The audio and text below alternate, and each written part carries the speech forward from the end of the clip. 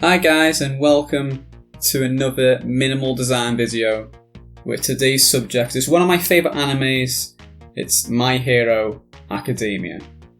So normally I'll just put the video into time lapse, play some music on top, but this time I thought it might be a good idea to share some of my thought process behind the poster.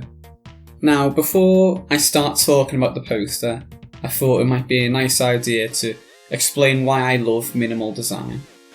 To me, minimal design is about taking a moment or a concept and stripping it back to its simplest form and then presenting the piece to the fans of whatever the work is about. I think what makes minimal design special is when you look at a design and you have that penny drop moment when you understand what the artist is highlighting in the piece. Now, a moment that stood out to me in My Hero Academia was when Deku revealed his new costume for the first time.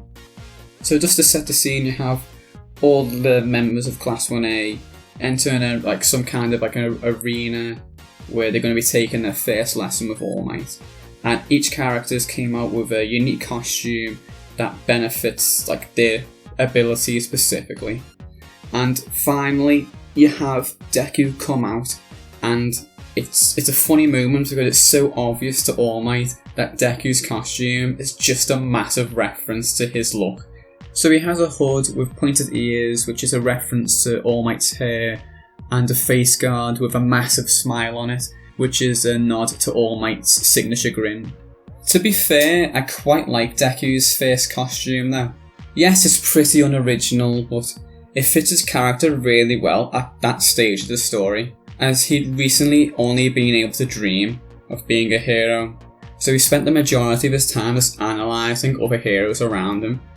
So it kind of makes sense that he would borrow from other heroes to create his first costume, and he hasn't had time to develop his own persona. Even Deku's first moveset is just the greatest hits of All Might's moveset. As the series goes on, I think it's really interesting how Deku stops wearing the hood, and he also removes the smile from the face guard. I think relying less on the references to All Might shows how Deku is beginning to grow from a scared child, hiding within the shadow of All Might, and becoming more of an independent person. So if the inspiration behind this poster is how Deku is emulating All Might, I guess you're wondering why Bakugo is involved in this poster. Well, when I was looking up references for Deku's costume, I seen Bakugo's costume, and I started to wonder if there was more to that explosion headdress than I thought. Because like Deku, he also idolises All Might in his own way. Bakugo is a lot more low-key about his admiration towards All Might, as from the start of the show, he's already very sure of himself.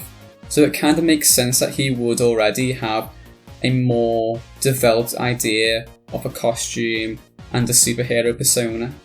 I think if Bakugo is referencing All Might, he's doing it in a more subtle way as to merge it with his character, which is also like how Deku has to take a power which was given to him and make it his own. So I wanted to create a poster that gives a nod to the idea that both Deku and Bakugo are paying tribute to their mentor in their own way. So now we're at the end of the video. I'd like to say thank you for watching, and I'm still new to YouTube, I'm still new to commentary, so hopefully I'll learn and I develop as I go, and the whole commentary gets a lot smoother and a lot more conversational, and you can engage in the comments and we can develop a fun little community maybe. So hopefully I'll see you in the next video.